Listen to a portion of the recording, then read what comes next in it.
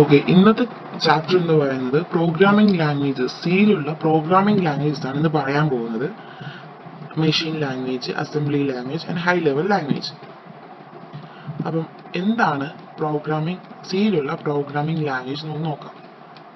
നമുക്ക് മെയിൻ ആയിട്ടും two types of programming languages ഉണ്ട്. High level language and low level language. ഈ low level language രണ്ടായിട്ട് വീണ്ടും ഡിവൈഡ് ചെയ്യുന്നുണ്ട്. അസംബ്ലി ലെവൽ ലാംഗ്വേജും മെഷീൻ ലെവൽ ലാംഗ്വേജ് ആയിട്ട് ഡിവൈഡ് ചെയ്യുന്നുണ്ട്. എന്താണ് മെഷീൻ ലെവൽ ലാംഗ്വേജ് എന്ന് പറഞ്ഞാൽ?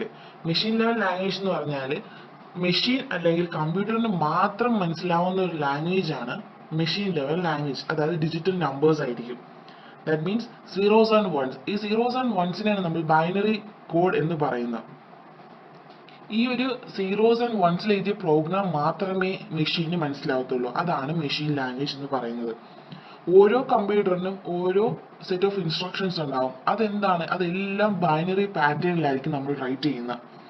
അതുകൊണ്ട് തന്നെ നമുക്ക് എന്താ, ഈ സീറോസ് ആൻഡ് വൺസ് കൊണ്ട് പ്രോഗ്രാം റൈറ്റ് ചെയ്യാൻ ഭയങ്കര ഡിഫിക്കൽട്ട് ആണ്. അതുകൊണ്ട് തന്നെ നമുക്ക് മെഷീൻ അല്ലെങ്കിൽ കമ്പ്യൂട്ടറുമായിട്ട് കമ്മ്യൂണിക്കേറ്റ് ചെയ്യാൻ ഭയങ്കര പാടായിരിക്കും, ഡിഫിക്കൽട്ട് ആയിരിക്കും.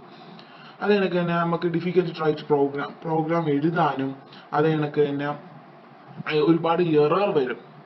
സീറോസ് വൺസിൽ പ്രോഗ്രാം എഴുതാൻ ഭയങ്കര ഡിഫിക്കൽട്ട് ആണ്. അതുകൊണ്ട് നമുക്ക് എന്താ ഒരുപാട് എറർ ഉണ്ടാവാൻ ചാൻസ് ഉണ്ട്. ഇത് ടെഡിയസ് മീൻസ് ഒരു മടുപ്പിക്കുന്ന ഒരു തിങ് ആണ്. അത് കണക്ക് ഒരുപാട് സമയം എടുക്കും. പിന്നെ നമ്മൾ എഴുതുന്ന സ്പീഡ് ഓഫ് റൈറ്റിംഗ്, ഇതൊക്കെ ഒരുപാട് ഒരുപാട് സമയം നീണ്ട് എടുക്കുന്ന ഒരു കാര്യമാണ് മെഷീൻ ലെവൽ ലാംഗ്വേജിൽ നമ്മളൊരു പ്രോഗ്രാം എഴുതാൻ നിൽക്കുകയാണെങ്കിൽ.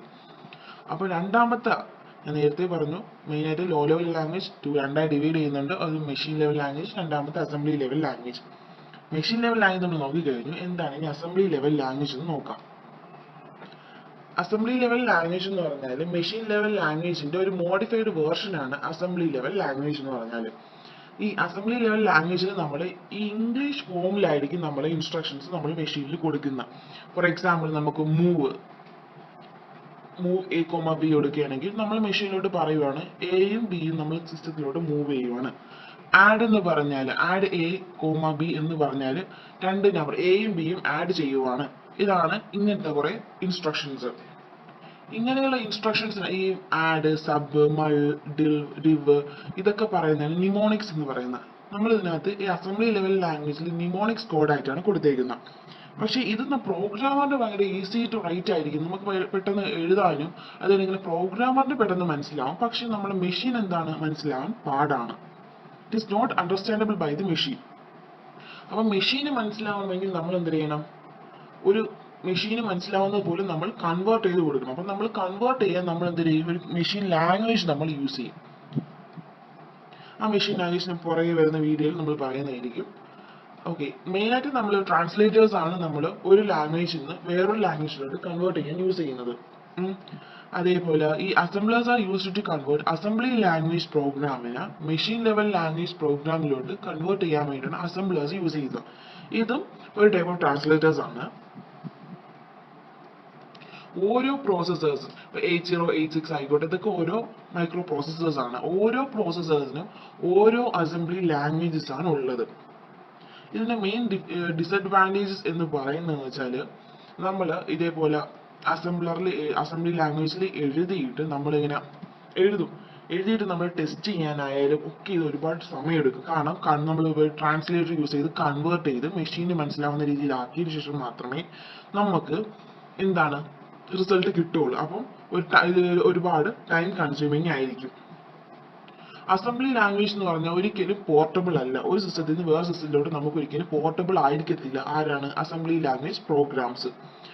ഓരോ സിസ്റ്റത്തിനും നമ്മൾ എന്താണ് ഓരോ സിസ്റ്റത്തിനും ഓരോ പ്രോസസ്സേഴ്സ് ഉണ്ടാവും. അത് കണക്ക് തന്നെ ഓരോ ഇതിലും നമ്മൾ പ്രോഗ്രാമർ എന്ത് ചെയ്യണം?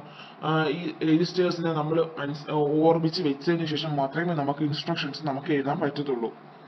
അതൊക്കെ ഭയങ്കര ഡിഫിക്കൽട്ടാണ്. നമുക്ക് എന്താണ് ഏത് മ്യൂപ്പിയിലാണ് നമുക്ക് ഈ ഇൻസ്ട്രക്ഷൻ വർക്ക് ആവും എന്നൊക്കെ ഒരുപാട് മ്യൂപ്പി ഉണ്ടാവും. അപ്പൊ അതൊക്കെ നമുക്ക് ഓർത്ത് വെക്കാൻ, ബൈഹാർട്ട് ചെയ്ത് വെക്കാൻ ഭയങ്കര ഡിഫിക്കൽട്ടാണ്.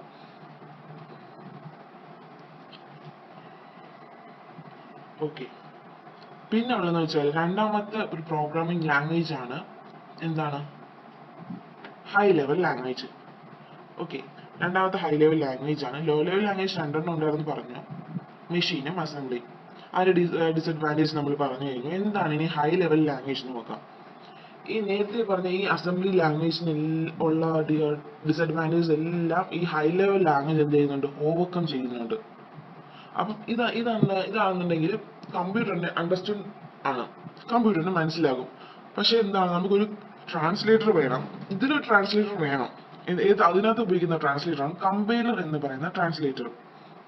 ഈ കമ്പൈലർ നമ്മൾ ഈ ഹൈ ലെവൽ ലാംഗ്വേജ് പ്രോഗ്രാമിനെ മെഷീൻ ലെവൽ ലാംഗ്വേജ് പ്രോഗ്രാമിലോട്ട് കൺവേർട്ട് ചെയ്ത് കൊടുക്കുന്നത്, അതല്ലെങ്കിൽ ട്രാൻസ്ലേറ്റ് ചെയ്ത് കൊടുക്കുന്നതാണ് ഈ കമ്പൈലറിന്റെ ഡ്യൂട്ടി എന്ന് പറഞ്ഞാൽ.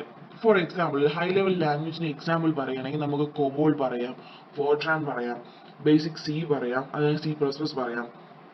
ഇതൊക്കെ കമ്പൈലറിന് ഒരു എക്സാമ്പിൾ ആണ്, ഹൈ ലെവൽ ലാംഗ്വേജിന് എക്സാമ്പിൾ ആണ് ഇത്. നമ്മൾ ഹൈ ലെവൽ ലാംഗ്വേജിൽ നമ്മൾ പ്രോഗ്രാം എഴുതുന്നതിന് നമ്മൾ സോഴ്സ് പ്രോഗ്രാം എന്നും, അതേപോലെ മെഷീൻ ലെവലിൽ നമ്മൾ പ്രോഗ്രാം എഴുതുന്നതിന് നമ്മൾ ഒബ്ജക്ട് പ്രോഗ്രാം എന്നും പറയും. അപ്പം ഈ കമ്പൈലർ ഈ സോഴ്സ് പ്രോഗ്രാമിനെ ഒബ്ജക്ട് പ്രോഗ്രാമിലോട്ട് കൺവേർട്ട് ആണ് ചെയ്യുന്നത്, ദാറ്റ് മീൻസ് ട്രാൻസ്ലേറ്റ് ചെയ്യുന്നു.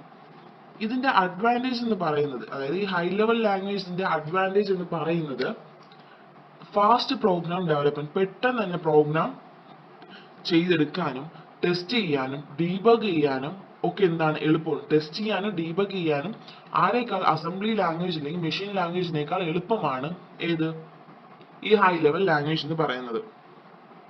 അതേപോലെ തന്നെ ഇറ്റ് ഈസ് ഹൈലി പോർട്ടബിൾ ആണ്. ഒരു മെഷീനിൽ നിന്ന് വേറൊരു മെഷീനിലോട്ട് ഇതെന്താണ്, പോർട്ടബിൾ ആണ്. പിന്നെയുള്ള ഇതിന്റെ മെയിൻ ഡിഫറൻസ്, ഇത് ഒരുപാട് യൂണിവേഴ്സിറ്റി ക്വസ്റ്റ്യൻസിലൊക്കെ കണ്ടിട്ടുള്ളതാണ് ഡിഫറൻസ് ചോദിക്കുന്നത്. ഇപ്പൊ നമുക്ക് പറയാം, ഈ ഹൈ ലെവൽ ലാംഗ്വേജ് എന്ന് പറഞ്ഞാൽ പ്രോഗ്രാമർ ഫ്രണ്ട്ലി ലാംഗ്വേജ് ആണ്. ഏതാണ് ഹൈ ലെവൽ ലാംഗ്വേജ് എന്ന് പറഞ്ഞാൽ. ലോ ലെവൽ ലാംഗ്വേജ് എന്ന് പറഞ്ഞാൽ മെഷീൻ ഫ്രണ്ട്ലി ലാംഗ്വേജ്, കാരണം മെഷീൻ മാത്രമേ മനസ്സിലാവുള്ളൂ ആ ലാംഗ്വേജ്. പിന്നെ ഹൈ ലെവൽ ലാംഗ്വേജ് എന്ന് പറഞ്ഞാൽ കുറച്ച് മെമ്മറി എഫിഷ്യന്റ് മാത്രമേ എടുക്കത്തുള്ളൂ. Low level language in case low level വരുവാണെന്നുണ്ടെങ്കിൽ അതിൽ ഹൈ മെമ്മറി എഫിഷ്യന്റ് ആണ് എടുക്കുന്നത്. പിന്നെ ഉള്ളത് ഈസി ടു അണ്ടർസ്റ്റാൻഡ് ആണ്, ഡീബഗ് ചെയ്യാൻ വളരെ എളുപ്പമാണ് ഏതിൽ, ഹൈ ലെവലിൽ. പക്ഷെ ഇൻ കേസ് ഓഫ് ലോ ലെവലിൽ വരുവാണെന്നുണ്ടെങ്കിൽ ഡിഫിക്കൽട്ടി, നമ്മൾ മെഷീന് മാത്രമേ മനസ്സിലാവത്തുള്ളൂ, പ്രോഗ്രാമിന് ഒരിക്കലും മനസ്സിലാവത്തില്ല, ഡിഫിക്കൽട്ട് ആണ്. അതേപോലെ difficulty to debug the program. Fifth different എന്ന് പറഞ്ഞാൽ നമുക്ക് ഹൈ ലെവൽ ലാംഗ്വേജ് നമുക്ക് മെയിൻറ്റെയിൻ ചെയ്യാൻ വളരെയധികം എളുപ്പമാണ്, സിമ്പിൾ ആണ്. But in the case of low level language it is more complex to maintain the language. Okay. പിന്നുള്ള സിക്സ്ത് ഡിഫറൻസ് എന്ന് പറഞ്ഞാൽ ഹൈ ലെവൽ ലാംഗ്വേജ് പോർട്ടബിൾ ആണ്. ഒരു ലൊക്കേഷനിൽ നിന്ന് വേറൊരു ലൊക്കേഷനിലോട്ട് നമുക്ക് സെൻഡ് ചെയ്യാനോ അല്ലെങ്കിൽ നമുക്ക് എന്തെങ്കിലും ചെയ്യാൻ പറ്റും, പോർട്ടബിൾ ആണ്. പക്ഷെ ലോ ലെവൽ ലാംഗ്വേജ് പോർട്ടബിൾ അല്ല, നോൺ പോർട്ടബിൾ ആണ്. ഹൈ ലെവൽ ലാംഗ്വേജ് നമുക്ക് ഏത് പ്ലാറ്റ്ഫോമിൽ വേണമെങ്കിൽ റൺ ചെയ്യാൻ പറ്റും. പക്ഷേ ലോ ലെവൽ ലാംഗ്വേജ് ആണെങ്കിൽ മെഷീൻ ഡിപ്പെൻഡന്റ് ആണ്. High level language machine independent ആണ്. But in the case of low level language machine independent ആണ്, ഡിപ്പെൻഡന്റ് ആണ്, മെഷീൻ ഡിപ്പെൻഡന്റ് ആണ്. അതേപോലെ ഹൈ ലെവൽ ലാംഗ്വേജിന് കമ്പൈലർ അല്ലെങ്കിൽ ഇന്റർപ്രറ്റർ വേണം. ഒരു കോഡ് ട്രാൻസ്ലേറ്റർ ചെയ്യാൻ വേണ്ടി നമുക്ക് ഈ രണ്ട് ട്രാൻസ്ലേറ്റർ വേണം, ഏതെങ്കിലും ഒന്നെങ്കിൽ കമ്പൈലർ അല്ലെങ്കിൽ ഇന്റർപ്രറ്റർ. നെക്സ്റ്റ്, ലോ ലെവൽ ലാംഗ്വേജിലാണെങ്കിൽ നമുക്ക് അസംബ്ലർ മാത്രം മതി ട്രാൻസ്ലേറ്റ് ചെയ്യാൻ.